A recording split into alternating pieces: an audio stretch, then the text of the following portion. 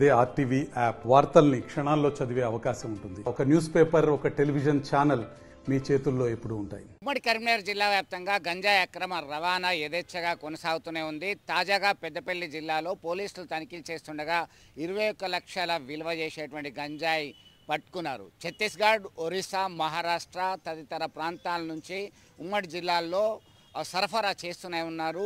యువత దీనికి అలవాటు పడి మత్తులో చిత్తవుతున్నటువంటి పరిస్థితి. ఇదే అంశానికి సంబంధించి మనతో స్థానికులు ఉన్నారు, వారి అభిప్రాయం కూడా తెలుసుకుందాం. చెప్పండి, ఎట్లా చూడొచ్చు? ఒకవైపు గుట్కా, మరొక వైపు మత్తు పదార్థమైనటువంటి గంజాయి అక్రమ రవాణా అనేది యథేచ్ఛగా కొనసాగుతున్నటువంటి పరిస్థితి. నిన్న కూడా దొరికింది. కరీంనగర్లో సైతం తీగలవంతం దగ్గర దొరికింది. మొన్న 80 లక్షల విలువ చేసే గుట్కా కూడా కరీంనగర్ టాస్క్ ఫోర్స్ పోలీసులు స్వాధీనం చేసుకున్నారు. ఎట్లా చూడొచ్చు? ఒకవైపు గంజాయి, మరొక వైపు గుట్కా యథేచ్ఛగా సరఫరా అవుతుంది. యువత దీనికి బానిసలుగా మారుతున్నారు, పర్టికులర్గా విద్యార్థులు. పర్టికులర్గా యువతను మీరు అన్న విధంగా యువతను టార్గెట్ చేస్తూ దేశాన్ని విచ్ఛిన్నం చేసే కార్యక్రమంలో ఇది మెయిన్. చుట్టుపక్కల దేశాలు, రాష్ట్రాలు, కొన్ని రాష్ట్రాలు సహకారం వలన ఇది జరుగుతుంది. యువతే మనకు ఆదర్శం, మన దేశానికి ప్రపంచంలో యువతే మనకు ఆదర్శం అనే టైంలో ఈ యువతను ఎట్లా చెడు మార్గంలో నడిపించాలనే, లేదంటే బిజినెస్ పరంగా ఇప్పుడు ఉమ్మడి జిల్లా వ్యాప్తంగా, సరే దేశం రాష్ట్రం తర్వాత ఉమ్మడి జిల్లా పరంగానైతే మనకు ప్రతి జిల్లాలో, ప్రతి టౌన్లో అందరూ యువత అనేది చిత్తయిపోతున్నారు. దాంట్లో ఒక బాబు, ఒక పాప, ఇప్పుడు కుటుంబం కూడా చిన్న కుటుంబం అయిపోయింది. వాళ్ళని కష్టపడి చదివితే చదువుకోని పరిస్థితిలో ఉన్నారు. 90% వాళ్ళ బాడీ లాంగ్వేజ్ చూస్తేనే తెలుస్తుంది వాళ్ళు ఏం చేస్తున్నారు. ఫిట్గా చూస్తుంటే అట్టిగానే గుర్తుపడుతున్నాం మనం. అంత విచ్చలవిడిగా అయిపోయింది. రాష్ట్రంలో గవర్నమెంట్ సీరియస్గా తీసుకొని పోలీస్ శాఖ వారు ఏం చేస్తారో అర్థం కాదు. ఇప్పుడు ఒక కాడ దొరికిందంటే తీగలాగితే డొంక కాలుతున్నట్టుగా వాళ్ళని పట్టుకుంటే అన్నీ దొరుకుతాయి కదా. కాలేజీలలో కానీ కనీసం ఈజీగా దొరుకుతుంది, దాంట్లో అనుమానమే లేదు. వీళ్ళు సీరియస్నెస్ తీసుకోక మొత్తం నాశనం పట్టిస్తున్నారు. ఇది పరిపాలన ఎక్కడనో కాదు, ఫస్ట్ ఇక్కడ దృష్టి సారించాలి. దీన్ని ముందుగా సీరియస్గా తీసుకొని అదుపులో పెట్టాల్సిందిగా మా మనవి. ముందుగా మత్తు పదార్థాలు, గంజాయి, డ్రగ్స్ లాంటివి అరికట్టినట్టయితే లా అండ్ ఆర్డర్ ప్రాబ్లం రాకుండా ఉంటుంది. ఉమ్మడి జిల్లా వ్యాప్తంగా ఇక్కడ అక్కడ తేడా లేకుండా అంతటా లభ్యమవుతున్నటువంటి పరిస్థితి. దాని మీద ఖచ్చితంగా చర్యలు చేపట్టాలి, అక్రమ రవాణాను అరికట్టాలని చెప్పేసి డిమాండ్ చేస్తున్నటువంటి పరిస్థితి. మీరు చెప్పండి, ఎట్లా చూడొచ్చు దీనికి సంబంధించి? దేశవ్యాప్తంగా ఉన్నది, పర్టికులర్గా మన దగ్గర కూడా నిన్న పెద్దపల్లిలో లభ్యమైంది. ప్రతి విద్యా సంస్థల దగ్గర కూడా వాళ్ళు టార్గెట్ చేస్తున్నటువంటి పరిస్థితి. చాక్లెట్ల రూపంలో సైతం లభ్యమవుతున్నటువంటి పరిస్థితి. ఈ గంజాయి, గుట్కా అనేది చాలా డేంజరస్ భూతము. ఇది మనకు తెలియకుండా మన సమాజాన్నే, యూత్ని కబలిస్తుంది. దీని మీద కన్సర్న్ ప్రభుత్వ, సెంట్రల్ గవర్నమెంట్ కానీ స్టేట్ గవర్నమెంట్ కానీ తగు విధంగా చర్యలు తీసుకోవాలి.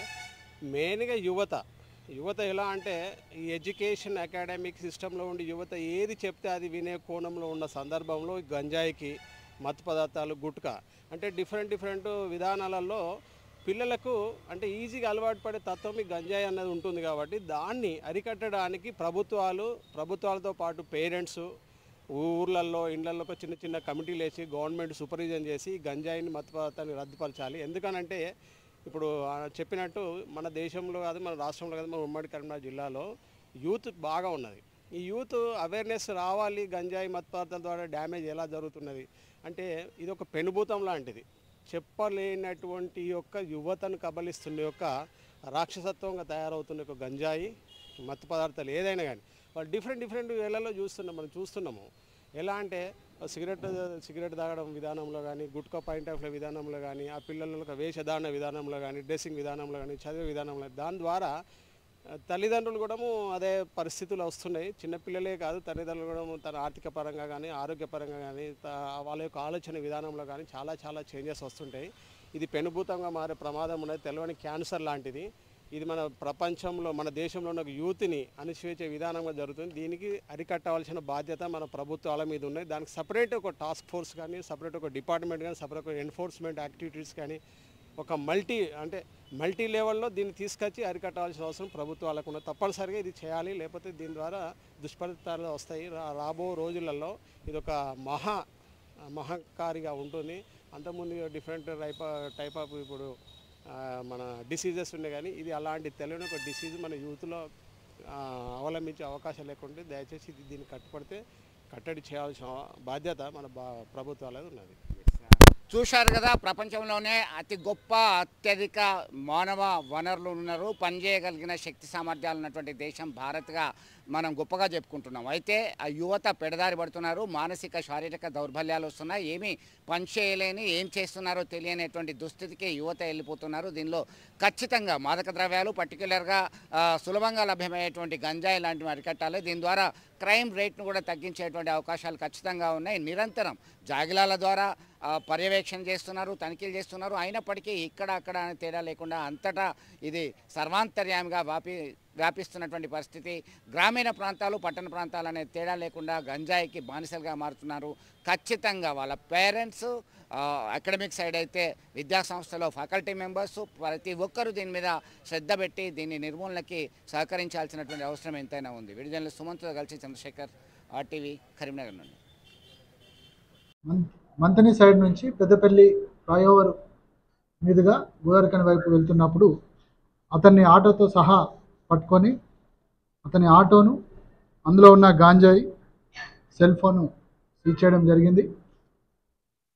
అతను గత కొంతకాలంగా ఈ జల్సాలకు అలవాటు పడి గాంజాయి ఒరిస్సా రాష్ట్రానికి సంబంధించిన వ్యక్తి సహాయంతో ఛత్తీస్గఢ్ రాష్ట్రం నుంచి వీళ్ళు గాంజాయి తక్కువ ధరకు అక్కడ కొని తీసుకొచ్చి పెద్దపల్లి జిల్లా, అదేవిధంగా మంచిర్యాల జిల్లాలకు సంబంధించి ఎవరెవరైతే గాంజాయి వాడుతున్నారో వాళ్లకు ఎక్కువ ధరకు అమ్మి వచ్చిన డబ్బులతో వీళ్ళు జల్సాలు చేయడం అనేది జరుగుతున్నది. ఈ వ్యక్తి విచారణ చేయగా ఆ వ్యక్తి పేరు అంగడి సాంబయ్య, తండ్రి పేరు నర్సయ్య. వీళ్ళది ములుగు జిల్లా ధర్మారావుపేట. వీళ్ళు ప్రస్తుతం ఉండేది బసవరాజుపల్లె, గన్పూర్ మండలం, భూపాలపల్లి జిల్లాలో ఉంటున్నాడు. అయితే ఇతను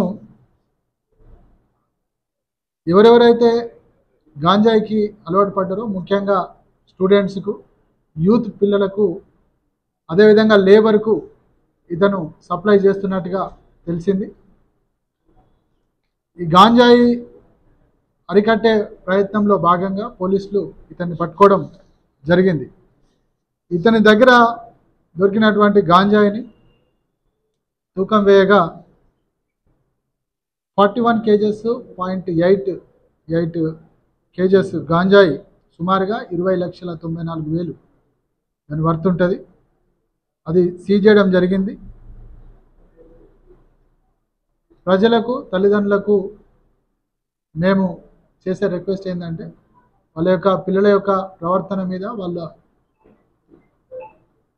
నడవడిక మీద తల్లిదండ్రులు నిత్యం దృష్టి సారించాల్సిన అవసరం ఉన్నది. అదేవిధంగా సమాజంలో ఉన్నటువంటి పెద్దలు కావచ్చు, ప్రతి ఒక్క పౌరుడు ఈ గాంజాయికి, మత్తు పదార్థాలకు దూరంగా ఉండాలి.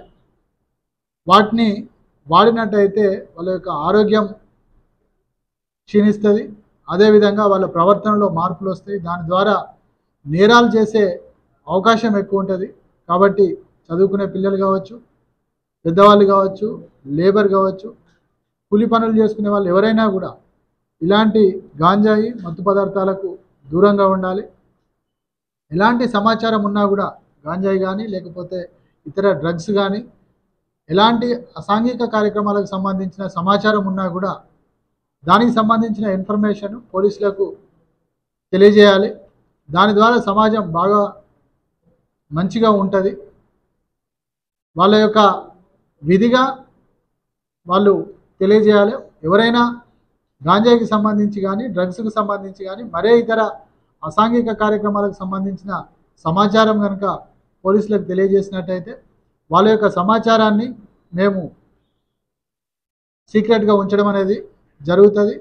మన యొక్క సమాజాన్ని బాగా ఉండే విధంగా చూసుకోవాల్సిన బాధ్యత ప్రతి ఒక్కరి మీద ఉన్నది. కాబట్టి ఈ విషయాన్ని అందరూ దృష్టిలో ఉంచుకొని పోలీసులకు సహకరించాలని కోరుతున్నాను. అక్కడ పెద్దపల్లి సిఐ గారు, అతని స్టాఫ్, అదేవిధంగా ఎస్ఐ లక్ష్మణ్, వాళ్ళ స్టాఫ్ అందరు కలిసి మంతని ఫ్లైఓవర్ దగ్గర పరిసరాల్లో వెహికల్ చెకింగ్ చేస్తున్నప్పుడు వీళ్ళు అక్యూజ్డ్ ఎవరైతే నిందితుడు ఉన్నాడో సాంబయ్య అనే వ్యక్తి ఒక సినిమాల్లో చూపించిన విధంగా గాంజాయిని ఆటో కింది భాగంలో పెట్టుకొని పైన ఏం లేనట్టుగా ఖాళీగా ఉన్నట్టుగా తీసుకురావడం జరిగింది. ఆటోను పూర్తిగా చెక్ చేసిన సందర్భంలో గాంజాయి ప్యాకెట్లు అనేది మనకు కనిపించడం జరిగింది. దాని ద్వారా అతన్ని అదుపులోకి తీసుకోవడం జరిగింది. అతన్ని విచారణ చేసినప్పుడు అతను నేరాన్ని అంగీకరించాడు. ఈ గాంజాయి కేసును ఛేదించినటువంటి సిఐ ప్రవీణ్, అదేవిధంగా ఎస్ఐ లక్ష్మణ్, వాళ్ళ స్టాఫ్ అందరినీ ప్రతి ఒక్కరిని నేను అభినందిస్తున్నా. వాళ్ళందరికీ కూడా అప్రిషియేషన్ ఇవ్వడం జరుగుతుంది. మరిన్ని వీడియోస్ కోసం ఛానల్ ని సబ్స్క్రైబ్ చేయండి. లేటెస్ట్ అప్డేట్స్ కోసం వాట్సాప్ ఛానల్ ని ఫాలో చేయండి. అండ్ లింక్ డిస్క్రిప్షన్ లో ఉంది.